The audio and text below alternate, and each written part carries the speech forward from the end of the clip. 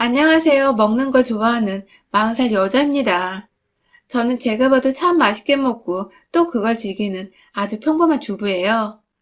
제가 어릴 적에 부모님께서 절 데리고 맛있고 고급지도 않은 식당을 많이 데리고 다니기도 하셨고 그런 걸 보고 자라서였는지 대학 가서 알바하며 용돈 벌고 살 적에도 또래 친구들이랑 유행한다는 맛집이나 브런치 카페를 다니며 사진 찍고 먹어보는 걸 특히 좋아라 했어요. 저희 부모님께서 대단한 자수성가는 아니지만 나름 젊을 적부터 열심히 일하고 돈을 굴리셔서 재산이 제법 많은 분들이셨고 대학을 가서 제가 스스로 과외를 하며 용돈 벌이를 했는데도 불구하고 딸 자식이니 예쁘다고 용돈을 여유있게 챙겨주신 덕에 저는 금전적인 부족함을 딱히 겪어본 적이 없었습니다. 애써 궁상을 떨며 살 이유가 없었던 것이죠. 저한테는 여동생이 하나 있는데요. 아주 어릴 적에 이 친구가 백혈병을 앓은 적이 있었어요. 지금도 생생하게 기억나는 게 엄마가 하루는 저를 붙잡고 옷을 입히시면서 말씀하시더라고요. 오늘 여동생이 아주 먼 곳을 갈지도 모르니 혼자 떠나는 애 외롭지 않게 우리가 인사를 잘해주자고 하셨죠. 지금은 저도 자식을 낳고 사는 여자인지라 그 말이 얼마나 사무치고 슬프고 애절한지 이해를 하지만 그때만 해도 전 여동생이 혼자 어디 놀이공원이라도 놀러가는 줄 알고 얼마나 희생을 했었는지 몰라요. 그런데 그렇게 엄마 따라가 보니 여동생은 병실에 누워있고 그 옆에 할아버지 할머니 그리고 아빠까지 모두가 숨죽인 채 병실 안으로 들어오는 절 바라보더라고요. 모두의 눈에 담겨져 있던 좌절과 슬픔 그런 감정들이 어렸지만 충분히 느낄 수 있었죠. 뭔가 대충 여동생이 좋은 곳에 가는 게 아니라는 걸 알게 되었고 그날 저는 시샘했던 게 미안해서 여동생 옆에 내내 붙어 있었어요. 정말 온 가족이 그 조그만 애가 병실 침대에 누워 링게를 여기저기 꽂고 있는 끔찍한 모습을 그저 바라만 보고 있었던 거죠. 아주 천만다행히게도 그날 수술이 있었던 여동생은 수술이 잘 끝나기도 했고 또 차차 상태가 잘 호전되어 백혈병 완치 판정을 받았지만 전 아직도 제 옆에서 깔깔거리며 환하게 건강하게 웃는 여동생을 보면 그때 생각이나 아찔하답니다. 이 아이가 또 언젠가 제 곁을 떠날지도 모른다는 걱정 때문에 말이죠. 떠나보낼 뻔한 딸이어서 그런지 저희 부모님은 어릴 때부터 제 여동생을 참 각별하게 챙기셨어요. 하나밖에 없는 언니가 저이다 보니 제 손에 꼭 나이에 안 맞는 큰 돈을 쥐어주시며 오다 가다 여동생이라 맛있는 거 사 먹으라고 갖고 싶은 거 다 사라며 하셨고 대충 여동생이 병으로부터 완쾌가 된 것이란 걸 눈치챈 저도 더 이상의 시샘 없이 오로지 여동생을 위해서 그 돈을 썼답니다. 둘이서 학교 끝나고 집에 올 때도 일부러 여동생 반 앞에서 기다렸다가 손잡고 데려왔고 가는 길에 분식집이라도 있으면 꼭 여동생한테 몇 번을 물어봤네요. 저거 먹고 싶냐? 뭐 먹고 싶은 거 없냐? 하면서 말이죠. 그렇게 전 여동생과 돈독하게 자라왔습니다. 교우관계가 좋았어서 친구들이 많았지만 그 중에서도 여동생이 가장 애틋하고 특별하고 또 가까운 둘도 없는 제 친구예요. 저와는 달리 어릴 때 병원도 자주 다니고 또 연약해서 활발하지 못했던 여동생은 친구가 많이 없었는데 그래서였는지 더욱 여동생 옆에서 베스트 프렌드처럼 있어주려고 노력했어요. 이 아이가 친구 없는 것에 대해 미련 갖거나 안타까워하지 않도록 옆에서 늘 웃게 해주려고 노력을 한 것이었죠. 언니로서 말입니다. 그러다가 제가 결혼을 했어요. 이모가 아내분의 자식이라며 만나보라 해서 대학 졸업하고 일을 하던 중에 소개팅에 나가 만나게 된 사람이었죠. 저는 딱히 돈을 벌어야 한다는 생각이 없었어서 제가 하고 싶은 일을 하고 싶어 찾아보다가 덜컥 항공사 승무원이 돼서 승무원으로 일을 하던 중이었고 남편은 대기업에 재직을 하면서 지방 근무를 3년 정도 했다가 막 다시 서울로 돌아왔던 때였죠. 뭔가 저는 하늘 위에서 일을 하다 보니 늘 피곤에 쩔어 있었고 그래서 평범하게 두 다리로 걸어다니며 데이트를 하는 것을 갈망하던 중이었고 남편은 남편대로 젊은 나이에 회사 때문에 원치 않는 지방에 가 있다가 다시 서울로 돌아오며 여기저기 서울에서 데이트를 하려고 안달이 난 중이었죠. 각자가 뭔가 데이트를 한다는 것에 로망이 있고 열망이 있던 젊었던 때라 자연스레 급속도로 연인이 되었습니다. 데이트도 시간 날 때마다 미친 듯이 해대며 연애를 했죠. 비행하고 외국에 가 있어도 남편이랑 어느 맛집을 가서 데이트할지 그걸 검색하고 있었고, 남편도 마찬가지였어요. 그렇게 맛있는 걸 먹으며 거의 서울 전역의 맛집을 다 통돌아며 다녔던 것 같고, 그러다가 진짜 맛있어서 혼자만 먹기 아깝다는 생각이 들면 포장을 해서 집에 가 여동생에게 나눠주기도 했습니다. 여동생이 좋아라면 또 그 잠깐 틈을 내서 여동생을 데리고 찾아가기도 하는 등 연애와 함께 저는 정말 바쁘게도 살았죠. 그러다가 자연스럽게 남편과 여동생을 가장 먼저 소개해줬어요. 제 가족으로 말이죠. 늘 입에 여동생이 맛있는 걸 좋아한다고 어릴 때부터 참 많이 맛집을 함께 돌아다녔다는 말을 달고 살았다 보니 남편도 여동생을 궁금해했고 그렇게 셋이 만나 함께 맛집도 제법 다녔습니다. 혹시라도 남편이 불편해하지 않을까 눈치를 보기도 했는데 늘 남편이 먼저 여동생을 불러주고 챙겨주니 전 더없이 고마웠죠. 그러다가 여동생도 남자친구가 생겼고 이 아이는 첫 남자친구였는데도 어찌나 뜨겁던지 저희 커플보다 결국 결혼을 먼저 했어요. 여동생 커플이 결혼하고 잘 사는 모습까지 다 지켜보며 저희도 서서히 결혼을 하겠다는 마음이 들어 결혼을 하게 된 것 같아요. 둘 다 결혼을 하기 전부터도 더블 데이트를 하면서 자주 만나서인지 결혼을 하고 가족이 되고 난 후에도 저희는 서로의 집에서 자주 모여 놀거나 밖에서 예전처럼 맛집을 찾아다니며 함께 휴일을 보내고 돈독히 지냈습니다.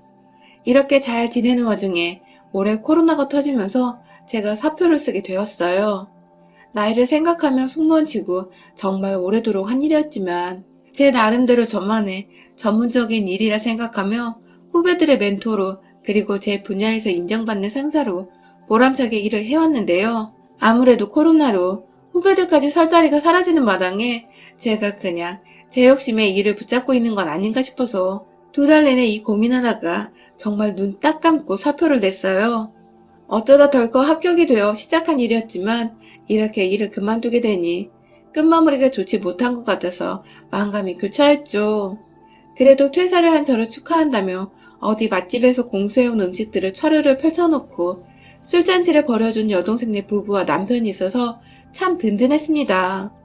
그런데요, 일을 그만두고 제가 시간적인 여유가 생겨 집에 있다 보니 새롭게 맞닥뜨리게 된 것들이 생겨났어요. 바로 저희 시댁 식구들이었습니다. 평소에도 나름 시댁 어른들과 1살 어린 시누이한테 인사를 잘 해왔었어요. 남편이 제 동생하고 제 친정 식구들에게 잘해주니 저도 당연히 남편만큼은 해야 한다는 생각을 늘 해왔었고 그래서 시댁 어른들께 남편이 시키지 않아도 알아서 척척 안부 인사를 드리고 맛있는 거 있으면 보내드리거나 시간 날 때 불러서 사드리는 등 나름 며느리로서 최선을 다하며 살았어요. 그걸 시부모님께서도 늘 고마워하셨고요. 그런데 유독 옆에서 시누이만 꼭 딴지를 걸려는 듯 입이 튀어나와 있었습니다. 시누이는 평소에 제가 고기며 과일이며 이것저것 시댁에 보내도 시부모님과는 달리 한 번도 제게 고맙다는 인사 표현을 한 적이 없었어요. 입에 꿀을 발랐는지 절대로 인사를 안 하더라고요. 뭐 그게 성격인가 보다 싶어서 저도 별말은 안 했지만 사람이란 게 서로 감정 표현도 하고 고마운 건 고맙다고 염치 표현도 해야 하는데 늘 옆에서 제가 자기 오빠를 뺏어간 것 마냥 경계를 하고 뼈를 통한 게 저도 참 대하기가 어색했었죠. 그럼에도 가족 간의 불편한 관계를 만들고 싶지 않았기에 늘 저는 한결같이 시누이한테 먼저 다가가 말을 붙이고 필요한 거 없냐고 물어보는 쪽이었어요. 필요한 거 없냐고 하면 진짜 귀신까지 기다렸다가 이거 필요해요 하면서 말을 했고 그러면 또 제가 알겠다고 쪼르르 사다가 바치곤 했었죠. 무슨 높은 상사를 대하듯이 제가 쩔쩔거리면서 지냈던 것 같아요. 일하면서도 피곤해 죽겠는데 오빠를 통해서 제 비행 일정을 듣곤 늘 연락을 해왔어요.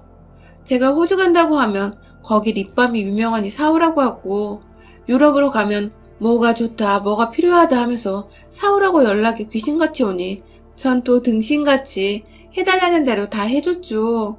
그러면 조금이라도 절 살갑게 가깝게 대해주진 않을까 싶어서요.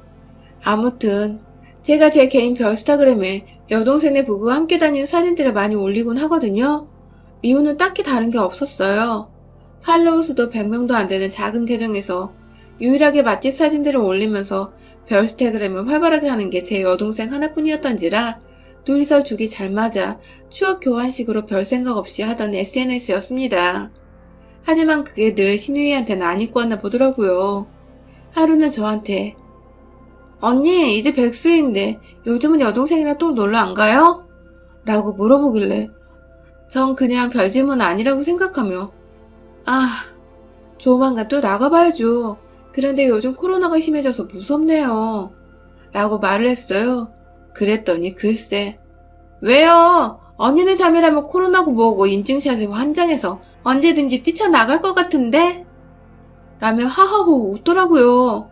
순간 이게 뭐지? 싶었습니다. 인증샷에 환장했다는 말이 절대로 좋게 들리는 말은 아니니까요.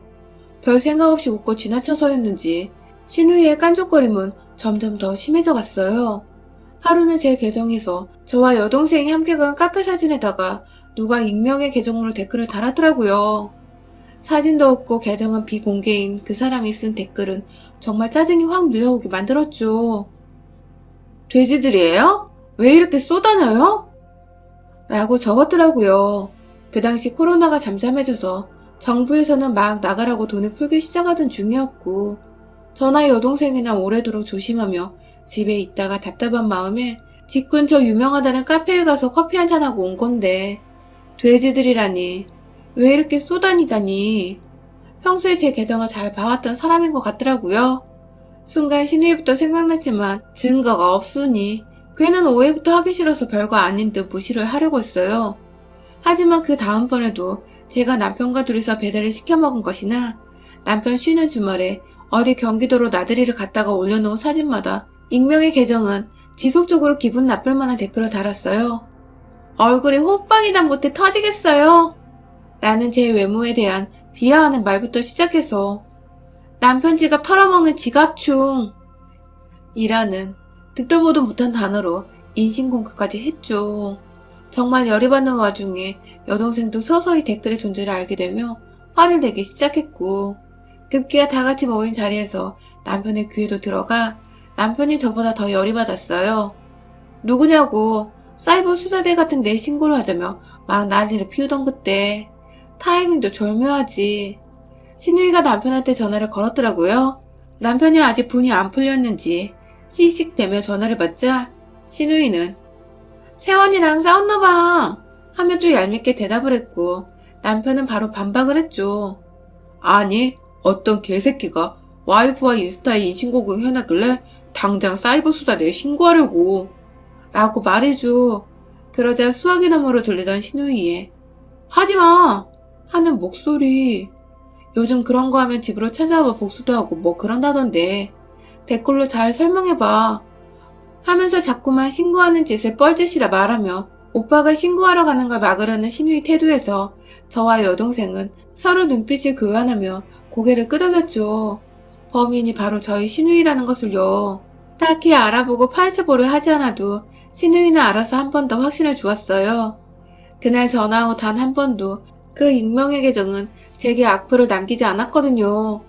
마치 누군가가 너 곧 신고할 테니 조심해라 라고 경고를 해준 듯 신우이는 저희 남편으로부터 얼떨결에 경고의 메시지를 전달받은 꼴이었던 것이죠. 그때부터 저나 여동생이나 신우이에 대한 감정이 좋을 리가 없었습니다. 다른 사람도 아닌 가족인데 가족한테 그간 돼지, 호빵, 지갑충 뭐 이런 말들을 했다고 생각하니 자다가도 화가 나서 입을 발차기를 하게 되더라고요. 그걸 남편한테 말하기도 뭐하고 혼자 여동생과 꿍해서 고민 상담을 했던 것이 전부였죠. 신우이 생각하면 얄미웠지만 조용히 넘기고 싶은 일이었기에 남편한테는 끝까지 말하지 않기로 스스로 결심을 했고요. 그러다가 최근 코로나가 심해지기 전 제 여동생 생일을 맞이해서 저희 부부와 여동생 부부 그리고 저희 친정 부모님까지 모두 모셔서는 호텔에서 저녁 식사를 했습니다. 여동생과 제부 생일이 딱 4일 차이여서 모인 김에 같이 생일 축하를 해주기로 했죠. 저희 부모님은 저희가 아직도 애처럼 보이시는지 호텔엔 부른 건 저였는데 본인들이 계산해 주셨어요. 마음껏 먹고 2차로 젊은 애들끼리 술도 마시고 오라며 카드까지 쥐어주셨죠. 그래서 다같이 호텔에서 식사 자리를 갖고 오래도록 대화를 나누고 덕담 자리를 가지다가 시간이 좀 늦어서는 부모님 먼저 집으로 보내드리고 저희 넷이서만 같은 호텔 내에 있던 바로 향했습니다. 딱히 코로나 때문에 어디 번화가 이런 데는 못 가겠어서 평일이고 한산했던 호텔 안에서 계속 놀아보기로 한 것이었죠. 그렇게 생일을 축하해주면서 와인도 몇 잔 마시고 분위기가 무르익 것 같았죠. 바 내의 조명도 너무 예쁘고 음악 소리도 좋고 하니까 다 같이 모여 사진을 찍었습니다. 그냥 여느 사람들이 서로 사진 찍고 추억을 남기듯이 저희도 마찬가지였어요. 그 사이 저는 술 기운이 올라오는 것 같아 음료 한 잔을 주문했고 여동생은 자기 별스타그램에 저희 넷이서 찍은 사진을 올렸나 보더라고요. 그렇게 저희는 추억을 남기고 밤 11시 조금만 되어 집으로 돌아왔습니다. 다음날이 주말이어서 남편이나 저나 크게 부지런 떨 필요가 없었어요. 편하게 씻고 잘 준비를 하는데 시어머니께서 갑자기 전화가 오셨어요. 잠들려고 둘 다 침대에 누웠다가 제가 전화를 받았는데 시어머니께서 다짜고짜 "야, 넌 도대체 뭐가 문제니?" 하면서 소리를 지르셨어요. 너무 놀라서 남편과 눈이 동그래진 채로 눈빛 교환을 하고 있는데 남편이 수화기를 뺏어들었어요. 그때 남편이 말도 꺼내기 전 시어머니께서 그러시더라고요. "넌 시누이 한 번 안 챙겨주더니 네 동생은 챙기러 매번 내 아들 데리고 다니니?" 라고 말이죠. 제가 남편의 돈을 아낄 줄도 모르고 그 돈 다 바쳐서 제 여동생한테 다 준다는 겁니다. 그간 저희 친정부모님이 준 용돈으로도 제가 남편을 먹이고 입힌 게 얼마고 그날만 해도 저희 친정아버지가 식사부터 술까지 싹 다 사주셨는데 무엇보다 제가 그간 비행을 하면서 또 백수가 되면서도 시누이 챙겨준다고 사주고 필요한 거 없냐고 물어봐 준 게 몇 번인데 저한테 한 번을 안 챙긴다고 하시는 시어머니 말씀이 무지무지 섭섭하더라고요. 전화를 받고 있던 남편은 본인이 화가 나 "그게 무슨 소리예요?" 하면서 소리를 꽥 질러버렸어요. 그 바람에 시어머니는 며느리한테 전화한 걸 아들이 받으니 당황한 내색을 비치셨고 시어머니는 얼떨결에 시누이가 옆에서 울고 보고 난리 났다며 이게 다 며느리인 제 책임이라고 제가 별스타그램을 해서 그랬대요. 참나, 이젠 하다하다 제 동생 별스타그램까지 확인을 해서 오늘 저희가 논 것들까지 직접 확인을 한 것 같은데 생각할수록 저도 기분이 나쁜 겁니다. 그때 남편은 눈치 하나는 기가 막혀서는 절 보고 나갈 채비를 하래요. 시댁이 차로 가면 10분도 안 걸리는 거리였는데 가서 자초지종 얘가 하는 말을 듣고 달래보기라도 하자는 겁니다. 네, 남편은 하나뿐인 여동생이 온다고 하니까 또 그게 아닌 줄 알면서 일단 달래는 보자고 절 데려나가려 한 겁니다. 결국 저는 가기 싫은 거 억지로 남편을 따라 나섰고 그 한밤중에 시댁에 갔어요. 가서 보니 시누이는 울기는 개뿔 눈이 멀쩡한데 앞에서 시어머니는 자꾸만 얘가 미친 듯이 울었다면서 왜 며느리 때문에 내가 딸 우는 꼴을 봐야 하냐며 그간 제가 이것저것 사주고 챙겨드리고 며느리 노릇 열심히 했는데 그 노력들을 다 물거품으로 만들듯이 저보고 죄인이니까 사과를 하라고 하시더군요. 잘못한 게 일도 없는데 제가 울린 거니 사과를 하시래요.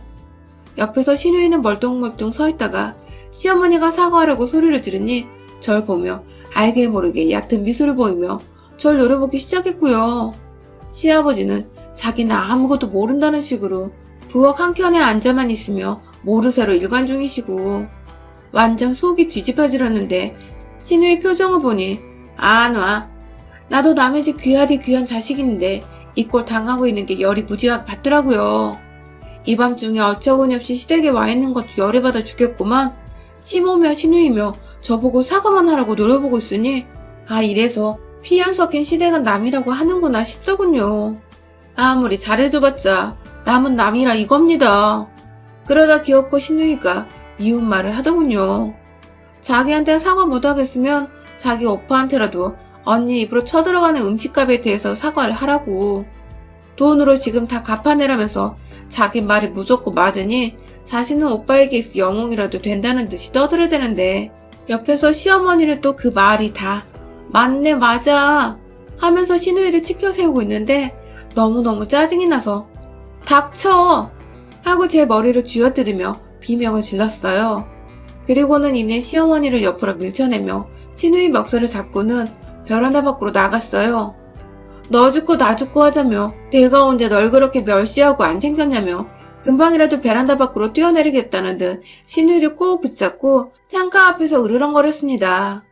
도망치려 노력은 하던데 제가 승무원 생활하면서 남은 게 승객분들 캐리어 올리고 내리고 하며 쌓은 팔뚝임밖에 없던지라 신우이 뺨을 살살 쳐가면서 너 시어머니랑 내 사이 이간질한 거야?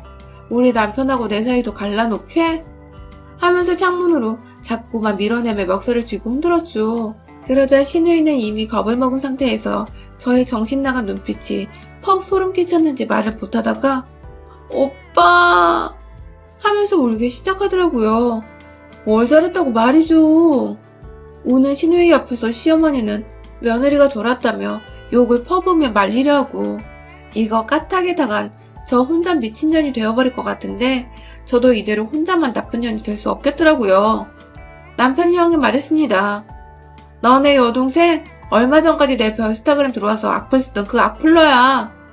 라면서 내가 당신 때문에 참고 모른 척하려 했는데 라고 말을 흐리니 신우이는 자기가 아니라면서 울면서도 거짓말을 치며 우기기 시작했고 제가 지금이라도 경찰서 가서 신고를 해야겠다고 나갈 채비를 하니 갑자기 언니! 하면서 제 앞에 와서 제 다리를 붙잡고 안아주더군요. 불쌍한 표정을 지으면서 말이죠. 방금 전까지 저한테 멱살 잡히면서도 잘못 없다는 듯 울고 있는 년이 순식간에 저한테 미안하다고 매달리는 이 상황. 이게 다 정말 1분도 안 되어 일어난 일이었습니다. 의심의 눈으로 제 얘기를 듣다가 저한테 매달리고 있는 자기 여동생을 보자 상황 파악을 한 남편은 머리가 지끈거리는지 자기 머리를 지그시 누리며 눈을 감더라고요. 그 바람에 앞에서 난리가 난 채 절 2년 전을 하고 계시던 시어머니도 순식간에 입을 틀어 막았고요. 시아버지는 그제서야 내가 너 안 그랬을 줄 알았다 하면서 체면 차리는 짓거리나 하고 있고 아유 진짜 완전히 정이 뚝뚝 떨어졌습니다. 저요? 남편한테 우리 관계 좀 생각해봐야겠다고 내가 그간 시댁에 퍼부은 돈이 얼마고 우리 부모님 돈으로 당신 사먹인 게 얼마인데 나한테 아무것도 안 한 며느리 취급을 하는 시댁을 다시는 못 볼 것 같다며 이 한마디를 하고는 시댁에서 나와 걸어서 집으로 가려 했어요. 그러자 남편은 나오는 순간까지도 자기 부모랑 동생한테 욕을 퍼부으면서 우리 이혼하면 나 호접할 줄 알아? 하면서 윽박을 질러버리곤 절 따라 나왔어요. 한참이나 밖에서 실랑이를 했어요. 남편은 잘못했다고 이게 다 자기 잘못이라며 다시는 시댁 식구들이랑 이런 일 안 얽히도록 연락도 못하게 하겠다고 싹싹 빌었고 그래봤자 사랑 싸움이지만 남편의 완고한 태도에 저도 알겠다며 못 이기는 척 남편 손에 이끌려 차를 타고 집에 돌아왔네요. 진짜로 지금까지도 남편 덕분에 저는 시댁으로부터의 연락을 완전히 차단당하고 있고요. 여동생과 맛있는 거 먹고 다니는 사진은 신우이 의식해서 전보다 몇 배 더 열심히 찍어 올리는 중이고 신우이는 절 차단도 안 했는데 어디서 유령처럼 보는지 어쩌다 좋아요를 금 눌렀다가 지운 적도 몇 번 있었답니다. 아휴, 그냥 가만히 있었으면 돈 많은 며느리가 해주는 음식이며 정성이며 다 받고 잘 사셨을 텐데 졸지에 며느리가 해줄 뜨뜻한 밥 한 끼 못 드시게 생긴 시부모님. 하지만 아쉽진 않아요. 아무리 정성을 쏟아도 며느리는 남이란 걸 이번에 제대로 배웠으니까요. 이젠 저 낳아준 제 부모님이나 잘 챙겨드리면 제 핏줄로만 생각하렵니다.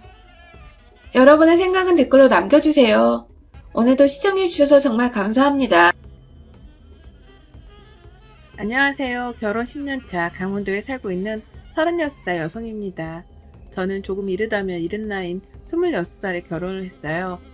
대학을 졸업하고 운 좋게 바로 취직이 되어서 만족스러운 사회생활을 하던 도중 남편을 만났습니다.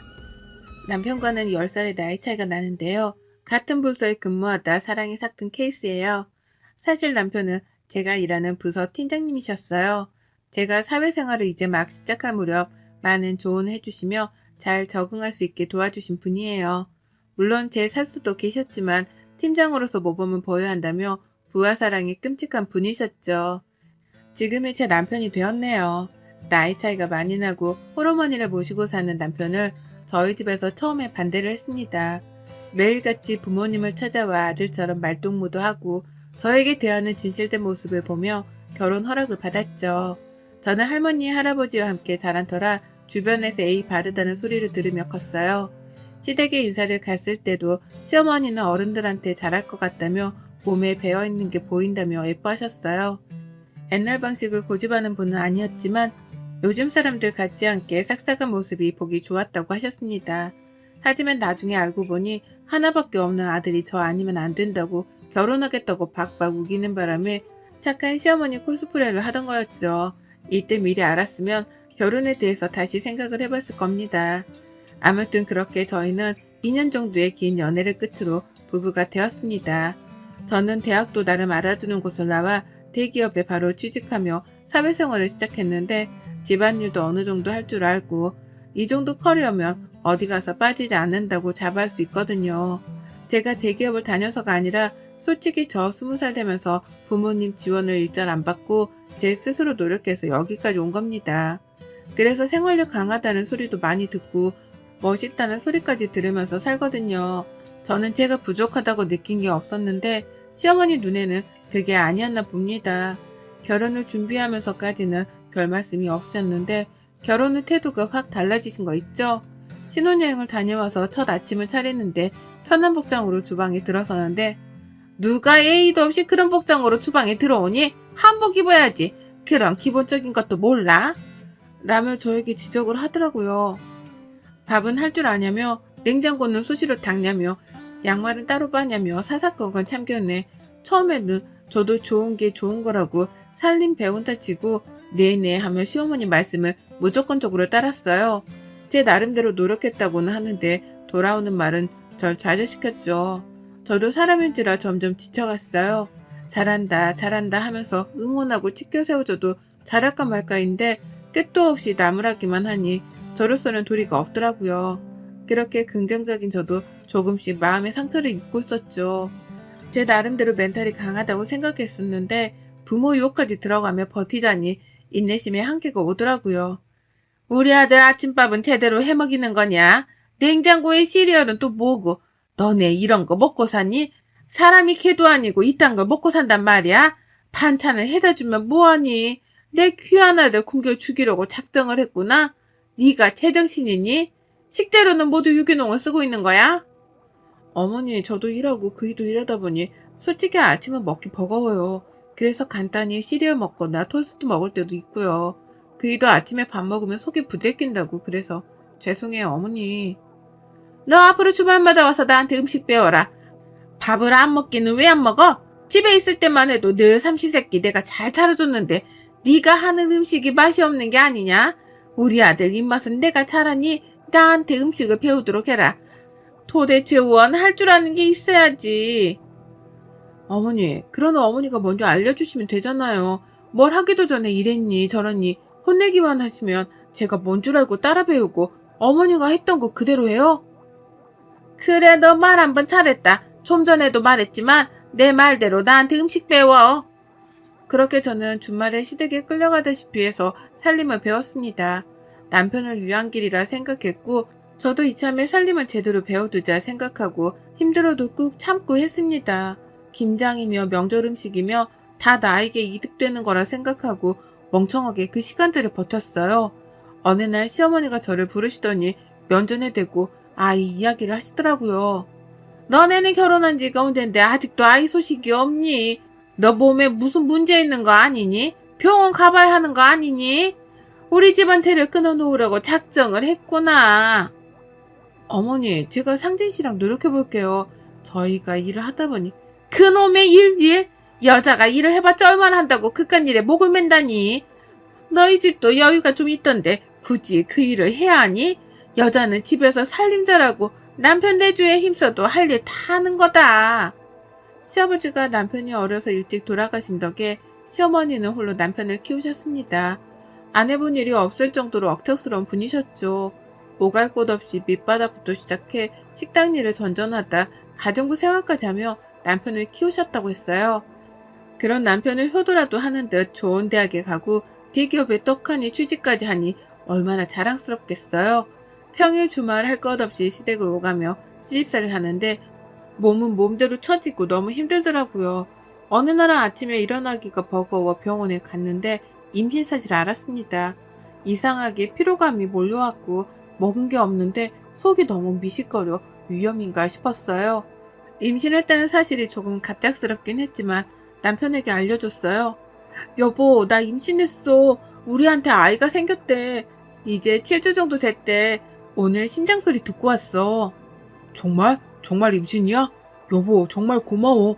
나 앞으로 멋진 아빠, 멋진 남편이 될게. 남편은 고맙다며 앞으로 고생할 텐데 미안하다며 자신이 잘 챙겨주겠다며 눈물을 흘리더라고요. 당연히 시어머님께도 말씀드렸습니다. 아이를 잘 키우는 일에만 전념하라며 여자의 도리를 강조하셨죠.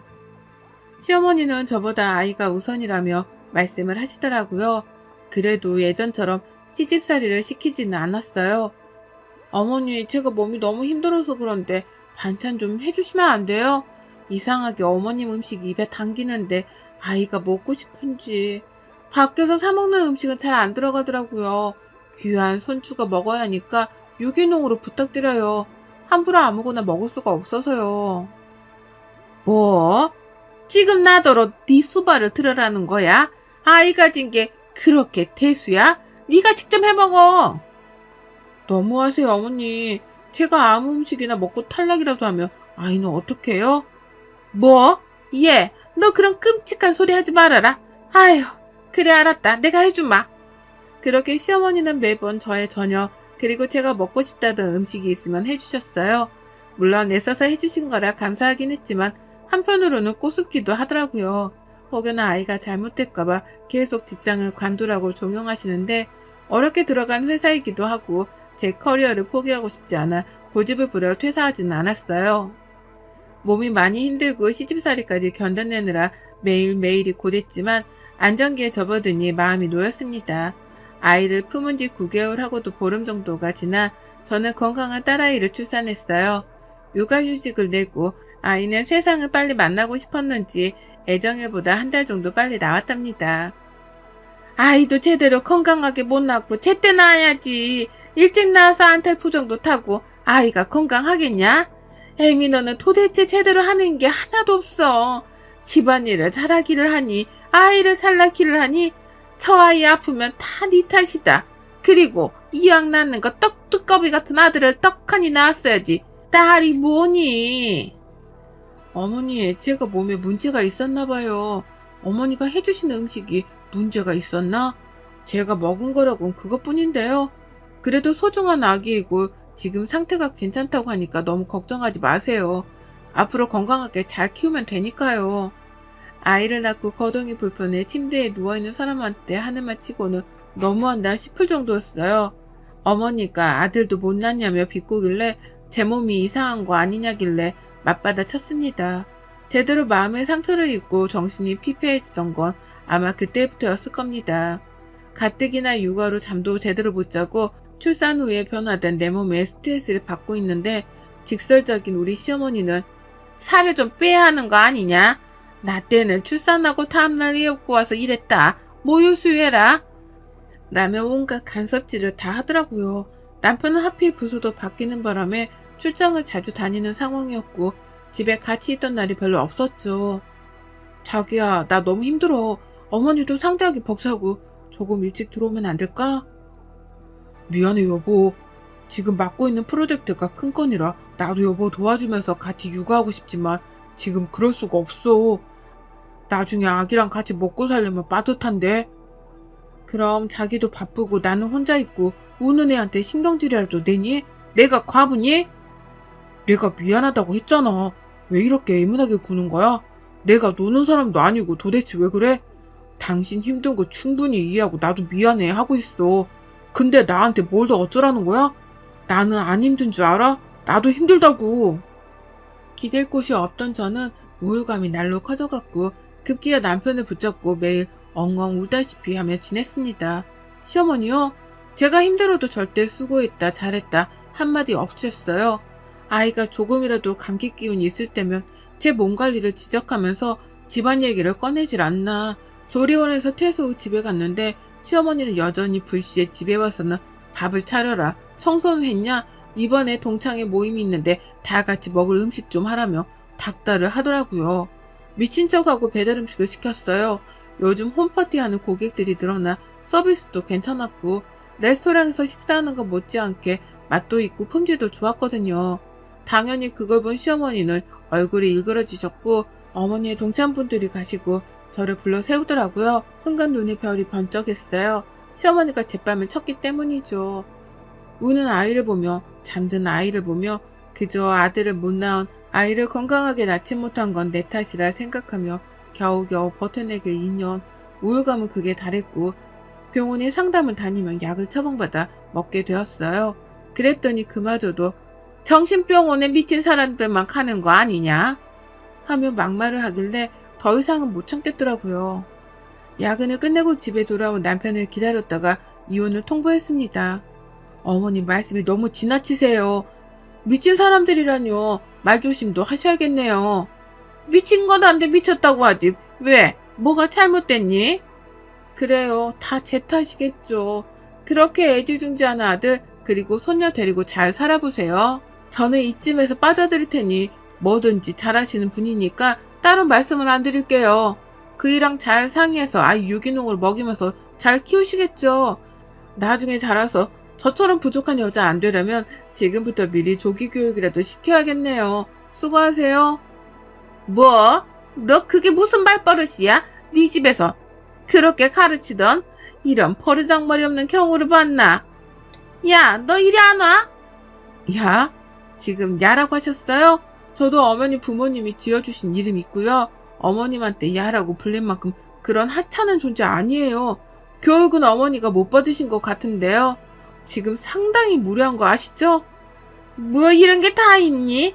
하나밖에 없는 귀한 아들이랑 결혼하겠다고 왔을 때부터 마음에 안 들었어. 너 같은 며느리 필요 없다. 훌륭한 아가씨들 널리고 널렸어. 너 당장 나가. 어머니 비위 맞춰줄 여자가 몇이나 있는지 궁금하네요. 애딸린 돌싱과 아나무인 시어머니 과연 어떤 여자가 미쳤다고 시집오나요? 저니까 이 정도 해드리는 거라고요. 복에 겨운 줄 아세요. 남편은 제가 왜 힘든지 왜 우울하는지 이해하고 있었고 공감하고 있었어요. 제가 더 힘들면 어떻게 행동할지 판단이 안 섰기에 심신의 안정이 중요한 것 같다며 자신이 그동안 미안했다고 시어머니가 심하면 심했지 덜하지는 않을 거라며 조금은 편하게 살아보라며 이혼 서류에 도장을 찍어주더라고요. 그동안 시어머니가 저한테 했던 행동들 남편이 몰랐던 건 아닙니다. 그저 제가 애써 괜찮다고 힘들지 않다고 웃어봤기에 남편도 저는 뭐라 하지 못한 거죠. 저런 년은 애초에 집안에 들이는 게 아니었어. 부족한 거 받아주면서 살림 좀 가르쳐주니 저렇게 토라져서는 막무가내로 행동하는 거구나. 이혼? 까짓것 해봐 어디. 어머니, 저 그동안 결혼하면서 어머니랑 그이한테 밉보일 짓 안 했다고 생각해요. 상황마다 달랐지만 꼬박꼬박 끼니는 챙겨줬고요. 더 이상은 대화가 의미 없는 것 같아요. 그러니 그렇게 좋아하는 아들 끼고 살아보세요. 저는 더 이상 못하겠습니다. 내 인연, 네가 우리 집안을 무시해도 유분수지? 네가 얼마나 잘 사는지 두고 보자. 이 못된 것 같으니라고. 저도 지쳤어요. 질렸다고요. 도와달라 할 때 도와주긴 하셨어요? 아예 한 번이라도 봐주신 적 있으셨냐고요. 그이 삼시세끼 밥 차려주라 해서 그렇게 했고요. 제 고집 피우면서 회사 다니고 욕먹을 때도 저 가만히 있었어요. 어머니가 하는 말이 다 맞겠거니 옳겠거니 그러려고 넘겼거든요. 제가 이 집 며느리입니까? 종살이 하러 온 여자입니까? 제가 며느리긴 해요. 나도 너 같은 며느리 필요 없다. 하나밖에 없는 귀한 아들 고생시키기 싫으니 썩 꺼져. 저는 그 길로 아이를 남편에게 안겨주고 옷가지와 지갑만 챙겨 친정으로 왔습니다. 아이를 생각하며 가슴이 아파왔지만 더는 그렇게 살 수 없었어요. 남편과 아이를 정말 사랑했지만 시어머니의 모진 말과 모진 행동, 저를 어디까지 무시해야 속이 풀리는지 감이 안 잡히더라고요. 정말 죽고 싶었습니다. 친정 부모님은 놀란 눈으로 왜 그러냐며 저를 다그치셨고 저는 그동안에 있었던 모든 것을 말씀드렸어요. 저요? 저도 우리 집에서 사랑받고 자란 외동딸입니다. 그런 딸이 시집가서 행복하게 잘 살 줄 알았는데 이렇게 모진 수고를 겪고 있을 줄이야 꿈에도 모르셨겠죠. 딸바보셨던 친정아버지는 뒷목을 잡으시며 너무 기가 막히다며 할 말을 잃으셨어요. 감히 내 귀한 딸한테 그따위 짓을 했단 말이야? 김서방은 뭐하고 있었다니? 네가 그 꼴을 당할 동안 네 남편이라는 작자는 뭐라고 앉아있었냐 이 말이다. 그동안 안 써둔 사정 생각하고 아무 말 안 했지만 딸 가진 죄가 이렇게 크다니 너무 가혹하구나. 그 집은 더 이상 사람으로 대할 집안은 아닌 것 같네. 아빠, 내가 잘 살았어야 했는데 이렇게 못난 모습 보여서 미안해. 하나밖에 없는 딸이 내세울 게 없나 봐. 시어머님 말대로 난 정말 할 줄 아는 게 없는 그런 존재인가 봐. 죄송해요. 너 말은 똑바로 해. 하나밖에 없는 내 귀한 딸이야. 애지중지 해가며 나이 많은 놈한테 시집간다고 할 때 네가 좋으면 그만이었다. 네 스스로 네 가치를 매기지 말렴. 남편을 사랑하는 마음이 없던 건 아닙니다. 남편이 미워서 이혼한 게 아니에요. 시어머니의 모든 행동들과 모든 말들이 저를 고립시켰고 저를 피폐하게 만들어갔죠. 아마 그 집에 더 있었더라면 저는 안 좋은 생각까지도 했을 겁니다. 그렇게 친정에서 지내게 된 지 몇 년의 시간이 흘렀어요. 남편은 꾸준히 아이의 근황을 사진으로 보내주고 있었어요. 아이는 유치원에 다니고 있고 저는 남편과 다니던 회사에 사표를 낸 뒤 이직을 하기 위해 구직 활동을 전전해야 했어요. 면접을 보러 갈 때마다 번번이 퇴짜를 맞았는데 우연히 장명소에서 사무보조 직원을 구했고 면접을 봤는데 당장 다음날부터 나올 수 있냐고 하는 겁니다. 그래서 흔쾌히 알았다 하고 첫 출근을 앞두고 있었죠. 전 남편에게 전화가 오더니 시어머니가 돌아가셨다며 장례식에 와줄 수 없겠냐고 하는 겁니다. 정말 가기 싫었어요. 시어머니 생각만 해도 치가 떨렸으니까요. 하지만 전화기 너머로 들리는 남편의 울음소리를 외면할 수 없었습니다. 수민 엄마, 어머니 오늘 새벽에 돌아가셨어. 수민이 많이 보고 싶어 하셨는데 그동안 왜 연락 안 하셨는지 몰라. 이혼한 마당에 며느리랬던 사람한테 무슨 말을 듣고 싶어서 전화하셨겠어? 나 같아도 안 할 것 같아. 어머님은 어쩌다 돌아가신 거야? 지금 와서야 하는 말이지만 나 너무 힘들었어. 엄마도 많이 후회하시더라. 당신 볼 면목 없다면서. 그런데 그놈의 자존심이 뭔지 끝까지 연락 안 하시고 마음의 병인지 앓다가 돌아가셨어. 남편은 이미 많이 울었는지 힘없고 생기가 없는 그런 상태였죠. 장례식장에 갔더니 지난 시간이 생각나며 눈물이 왈칵 쏟아지더군요. 이혼을 하며 집을 나가는 그 순간까지 제 뒤통수에 대고 온갖 욕을 하시던 시어머니. 내가 미워서 그런 게 아니라고, 네 탓이 아니라고 한마디만 해주셨으면 지금 이렇게 마주하고 있지도 않았을 겁니다. 어머니, 이렇게 허망하게 가실 거면 왜 그렇게 저한테 모질게 대하셨어요? 조금만 저한테 다정하게 대해주셨더라면, 조금만 더 며느리로 인정을 해주셨더라면 우리가 이렇게 되지 않았을까요? 전 그때만 생각하면 아직도 어머니가 많이 원망스러워요. 왜 내가 못마땅했나, 무엇이 마음에 안 들었나 다 묻고 싶네요. 그곳에선 편안하셔야 해요. 우리를 알던 많은 사람들이 조문을 왔고 어머니를 떠나보낸 지 반년 정도가 지났어요. 여보, 우리 다시 시작하면 안 될까? 아이도 그렇고 나도 그렇고 나한테 한 번만 기회를 주면 내가 정말 열심히 살게. 당신한테 못해줬던 거 반성하면서 살게. 내가 바로 확답을 못하겠어. 나도 생각해봐야 하고 섣불리 얘기할 수 있는 문제가 아닌 것 같아. 엄마 돌아가시니까 알겠더라. 그땐 나도 어린 마음에 자기가 괜찮다고 하니까 그러려니 했지. 하지만 내가 그랬으면 일단 나 오늘은 먼저 자리에서 일어날게. 연락할게. 며칠을 한참 고민했어요. 힘은 들었지만 지금까지 잘 살아왔고 계속 이대로 사는 게 맞는 건지, 지금까지 저를 찾은 적이 없었지만 엄마가 생겼다며 좋아할 아이의 모습이 떠올랐습니다. 결국 부모 없는 아이로 낙인 찍히게 하고 싶지 않았기에 재결합을 하기로 하고 살림을 합치기로 결정했죠.